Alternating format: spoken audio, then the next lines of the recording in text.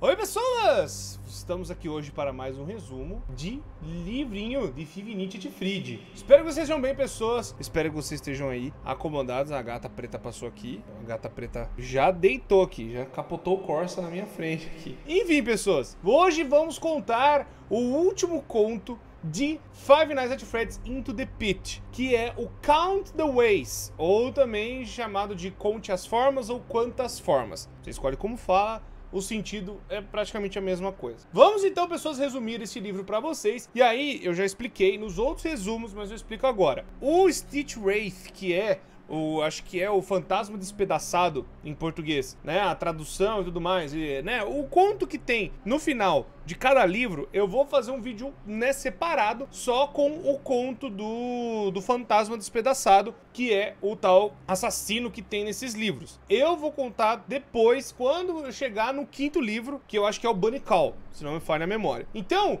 aguardem. Nós, depois desse conto, nós vamos para o Fetch, que é o do cachorrinho. Tá bom, pessoas? Então, antes de mais nada, já pedi pra vocês dar uma força pra nós. Já deixa o gostei, se inscreva no canal, ativa o sino pra vocês não perderem mais nada do que tá acontecendo aqui. São 2 vídeos novos todos os dias, vocês não vão se arrepender. Vamos lá, pessoas. Vamos, então, entrar neste mundo muito doido, que é Count the Ways, que é aí mais uma das coisas atacadas que o Scott Cawthon vai tentar explicar desse mundo doido, né, dos livros loucos que ele tá escrevendo. O que acontece? Nós vimos o Into the Pit e o To Be Beautiful, que é o ser bonito. Aqui vai estar aqui, ó, o cardzinho para você ir lá e clicar e ver o resumo que nós fizemos aqui. O que acontece? Este livro aqui, ele já começa muito estranho. Esse livro não, né? Esse conto. Onde vai contar a história de uma menina chamada Millie. Millie é uma garota meio gótica. Eu não sei se hoje ainda tem meninas que se vestem desse jeito, ou se tem caras que gostam de rock, de metal. Na minha época, olha eu já pagando de velho, quando eu era adolescente, esse negócio era extremamente popular. Tipo,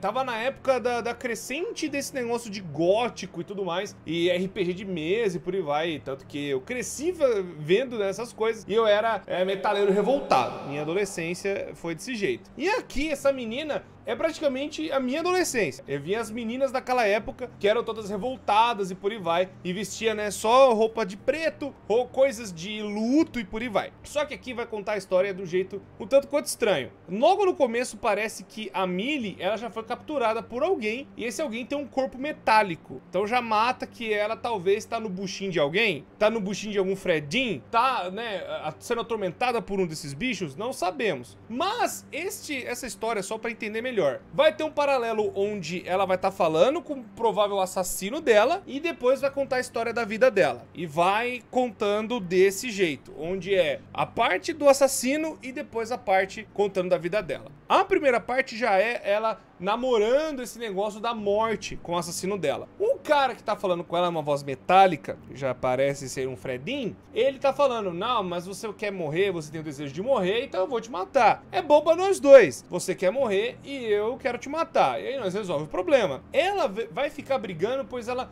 não quer morrer de fato. Ela quer, na verdade, continuar viva, mas ela gosta de namorar a ideia da morte. E aí vai ter algumas coisas que vão acontecer que vai explicar melhor essa treta, né, desse assassino. Ele vai falar que, tipo, eu poderia matar você deixando você sem água. Poderia deixar você morrer de fome. Poderia deixar você morrer de frio. Eu poderia também te queimar. E ficar namorando isso. E ela tá presa dentro de alguma coisa metálica. Muito provavelmente o buchinho dele. Já suspeito aí. E ela começa a fazer perguntas do tipo: por que você quer matar? Por que você quer fazer essas coisas e tal? E aí, ele até, esse bicho vai falar que, seu avô que me encontrou. Seu avô me achou. E agora eu tô aqui. E eu tenho essa vontade de matar as pessoas porque eu tô no tédio. E eu descobri que você quer morrer, então eu só vou fazer o que você quer. E você faz o que eu quero, fica os dois suave. Mas vamos então explicar não só o paralelo do assassino, que nem eu falei agora, né, que ela tá nessa situação, mas também tem a situação da vida dela. Eu pensei no começo que fosse um sonho, talvez seja. Mas vamos continuar acompanhando aqui, porque vai ter esse paralelo nessa primeira parte do conto. Depois vai explicar quem que é a Millie. A Millie, garota revoltada, vindo de uma família completamente complicada. A família dela é conhecida por serem muito excêntricos e uma família muito desajustada, muito louca. Eles sempre, vamos por assim, tentaram fazer negócios, tentaram emplacar alguma coisa na cidade e nunca dava certo. Eles tentaram fazer uma loja, acho que de crochê, não deu certo. Tentaram fazer um food truck, não deu certo. Aí agora, o cara, né, o pai dela tá tentando seguir os passos do avô, sendo um professor na Arábia Saudita. E a mãe foi junto, né, pra talvez tentar um emprego lá. E aí, os pais dela, né, deram a opção. Ou você fica com seu avô, ou você vem com a gente. Você que escolhe. Só que você vir com a gente, você vai ter que ficar numa escola na Arábia Saudita, com outras pessoas e tal. Ou você pode ficar com seu avô, né, e ficar aqui de boa e passar, né, o colegial e por aí vai. Ela escolhe, então, ficar na onde ela sempre morou, né, com o avô dela. O avô dela, eu já percebi que é um amorzinho de pessoa. O avô dela sofreu muito. O avô dela perdeu a esposa, vó dela, melhor dizendo. O vô, ele sente muita saudade da esposa dele, né, da avó, da Amélie. E ele tinha uma paixão muito grande por ela, e ele vai contar essas coisas pra ela. Tanto que a menina, ela é viciada em Edgar Allan Poe. Edgar Allan Poe, pra quem não manja, é um desses vamos por assim, escritores que faziam poemas que namoravam a ideia da morte. Mas no fundo, Edgar Allan Poe, ele fazia esses poemas porque ele perdeu muita gente que ele amava. Se não me engano, a família dele morreu de jeito trágico, a esposa morreu de jeito trágico, filho morreu de jeito trágico, só desgraça. Eu não lembro se essa é toda a história, eu posso ter falado alguma besteira. Mas esse conto vai namorar com esse negócio do tipo, as pessoas, né, é a perda das pessoas ou a vontade de você morrer e por aí vai, em comparação com o assassino que quer matar os outros, né, que quer acabar com a vida de alguém. Mas voltando à história da Millie, ela então vai pro colegial, ela conhece um cara chamado Dylan, e o Dylan é como se fosse um outro cara revoltado, um outro cara, né, metaleiro, que conhece as coisas dela, que gosta das coisas dela. Ela achava que, né, ia ser um tédio, a vida dela é uma merda, a vida dela não presta, mas tá começando a dar uma melhorada. Conheceu o menino, o vô dela começou a entender ela, porque os pais dela não entendiam ela em nada. Tipo, minha filha é louca, minha filha não quer fazer nada da vida, ela só quer ficar ouvindo Evanescence o dia inteiro e vendo poema gótico. E aí os pais, né, falaram, não, se você quiser vir com a gente, vem, mas se você não quiser, não faz questão. Eu falo porque tem pais que fazem isso, viu? Tem pais que falam, você já é filho criado, você é filho grande, vai viver sua vida, vai pro inferno.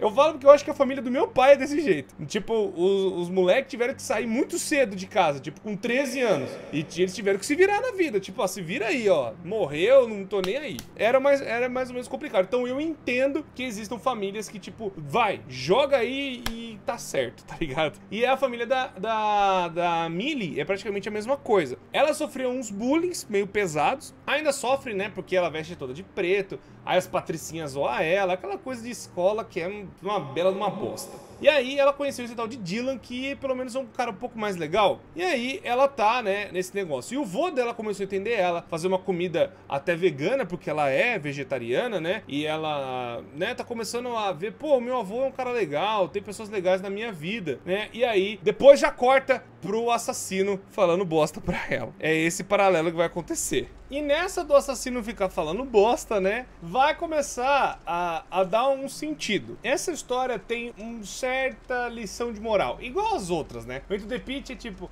não desobedeça a seus pais. Aí o To Be Beautiful, seja legal com as pessoas, não sei o que, fique sonhando, não sei o que, beleza não é tudo, não julgue pela aparência. Esse aqui a vida pode ser muito melhor, por aí vai, que não sei o que. Scott Calton querendo fazer liçãozinha, né, de moral. Enfim, vamos pro que interessa. O que interessa é que, depois que o assassino fica falando as merdas de eu vou te degolar então, eu vou cozinhar igual o Henrique VIII fazia, você sabia que o Drácula empalava as pessoas na floresta e por isso que falava que era o Vlad Drácula, não sei das quantas, e aí tinha a floresta dos empalados e não sei o que. Enfim, vamos explicar então o que vai acontecer com ela até chegar no tal assassino. Melhor, né? Vamos explicar desse jeito. Ela conhece o tal do Dylan, falei pra vocês que senta, né, com ela e troca ideia. E aí ela vai até na biblioteca, ele empresta livro pra ela, eles viram grandes amigos, né? E ela começa, né, como toda boa menina,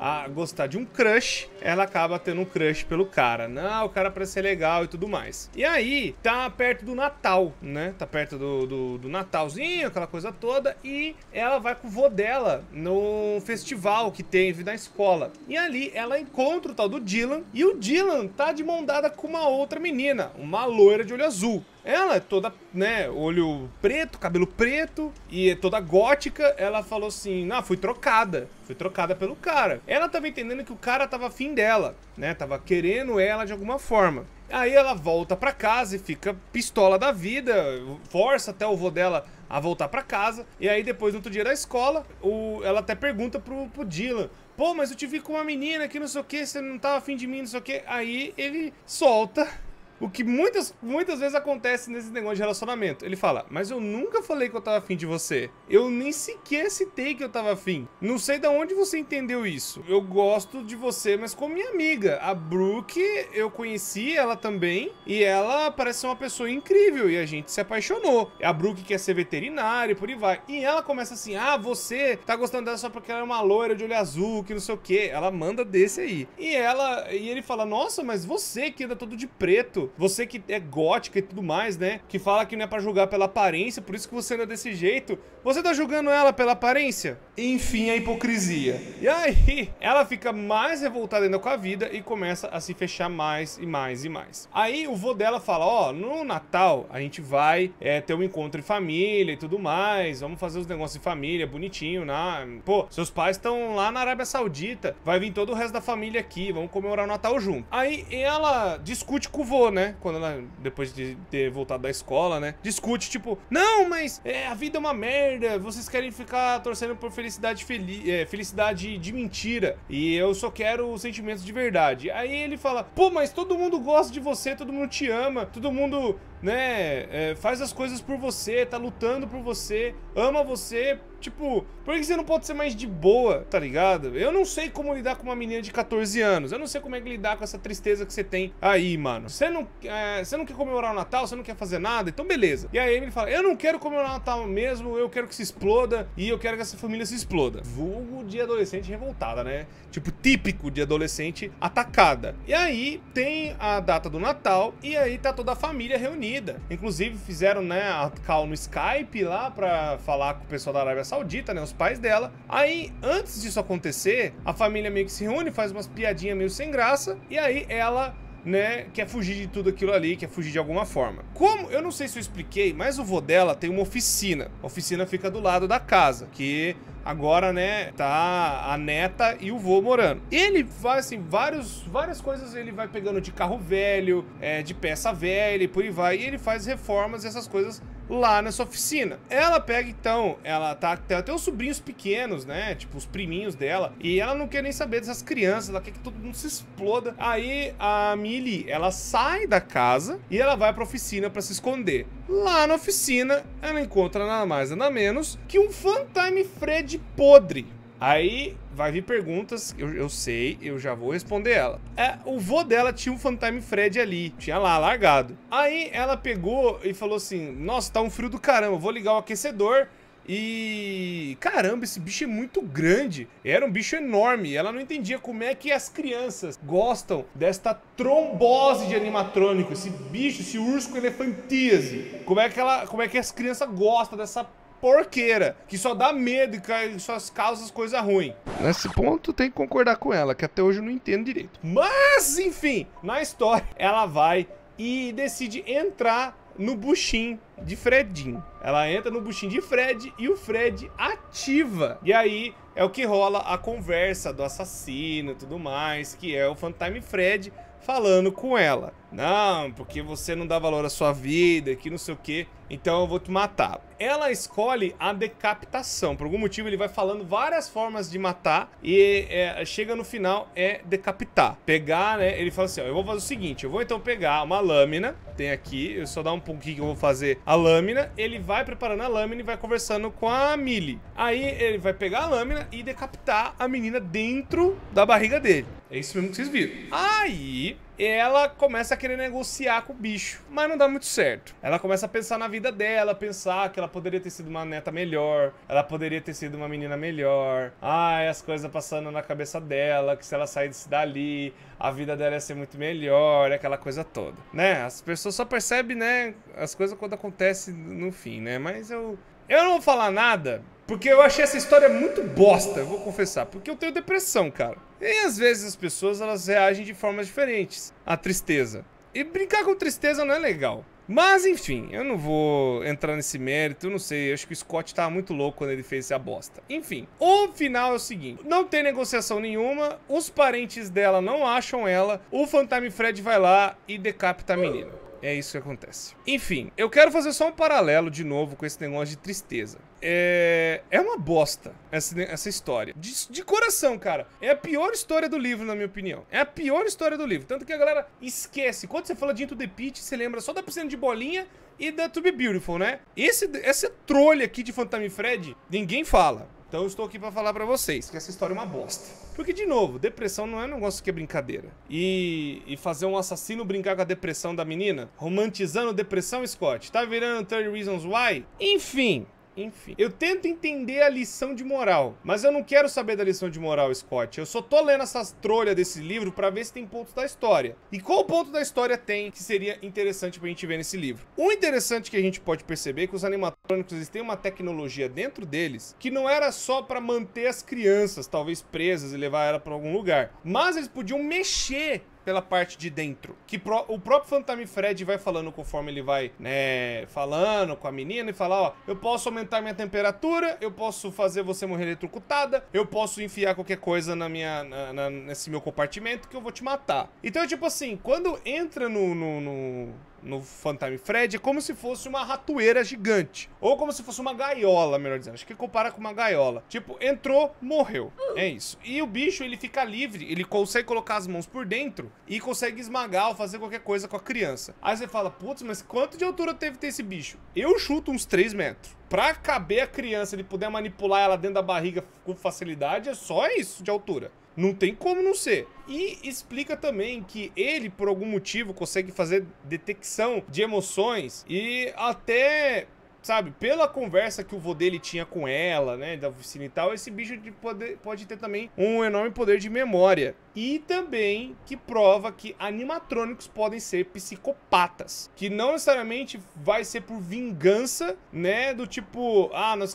tipo, na história do FNAF mesmo, dos jogos vamos se vingar do Purple Guy, que o Purple Guy é ruim, igual ao CN, né. Aqui não, o animatrônico mata porque ele quer matar, porque ele foi programado a fazer isso. Então alguém desgraçado que criou esse animatrônico tá programando eles pra fazer essas merda. Eu acho que a gente já devia saber essas coisas nesse ponto, né? Que os animatrônicos é ruim. A lição de hoje, pessoas, nunca entre em buchinho de Fred. É com essa lição que eu vou terminar esse vídeo. Eu vou confessar, eu odiei essa história. Eu achei muito bosta. E ainda mais que brincar com tristeza, que não sei o que e tudo mais. Enfim, pegando um ponto da história, vocês entenderam o que é. Vamos para o próximo livro, que é o Fate. Eu acho que esse vai ter umas coisas mais legais. Espero. Que o To Be Beautiful foi bom e o Into the Pit é questionável. Mas esse aqui, pelo amor de Deus. Bom, pessoas, muito obrigado por ter assistido. Desejo que gostem, se inscreva no canal, ativa o sino, pra vocês não perderem mais nada do que tá acontecendo aqui. Eu me despeço de vocês e torcemos para que as próximas histórias do próximo livro seja melhor. Muito obrigado, me despeço de vocês e até a próxima.